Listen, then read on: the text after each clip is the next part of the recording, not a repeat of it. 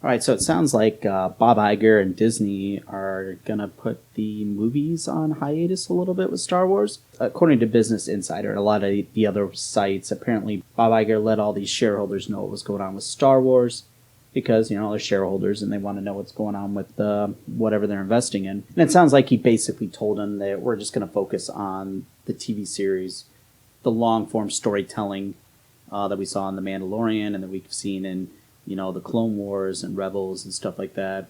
The fact is, the way that fiction's being told now is kind of changing. I mean, Game of Thrones kind of changed up everybody's expectations of what a fantasy storytelling with a lot of world building and mythology can be. I mean, can you imagine if they would have tried to throw that into, 10, 12, even 14 hours worth of material and try to tell that story? There's no way they could have. While Star Wars was able to get by with that in the past, I don't know if people today would even be able to accept the original trilogy if it came out right now. Because there's just way too many characters, way too much mythology, all that stuff for people to really be able to get into the characters.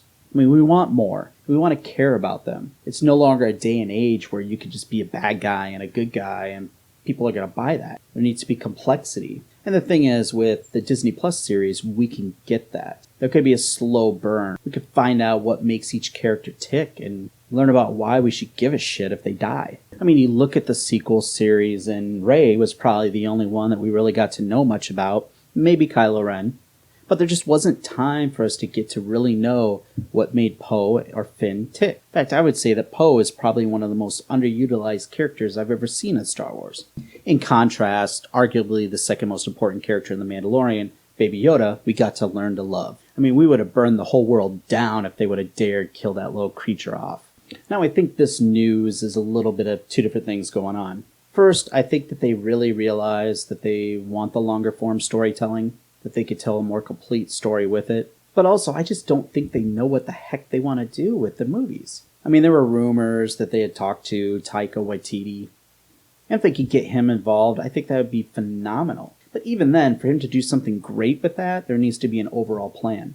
I think by getting a bunch of good storytellers together, within the Disney Plus Star Wars universe, things can come together. And eventually, if they could come up with a really, really good story, they could put out more movies.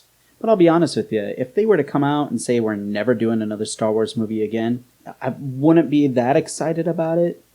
But I'd be way, way more distraught if they were to say, yeah, we're just going to do movies and get rid of the TV shows. Disney Plus is plain and simply the future of Star Wars. Streaming services are the future of fantasy storytelling. I mean, The Lord of the Rings is coming out as a series, and as much as we love the movies, but I almost guarantee you we're going to love the series even more. So yeah, bring on the Disney Plus Star Wars series. If we have to put the movies on hold for the next 10 years until they get a good, solid game plan going, I'm okay with that. Do you agree? Or do you think that they should focus on really getting a good game plan together for the movies and get their act together on it? Let me know in the comments. Don't forget to subscribe, hit that notification bell, and hey, may the Force be with you.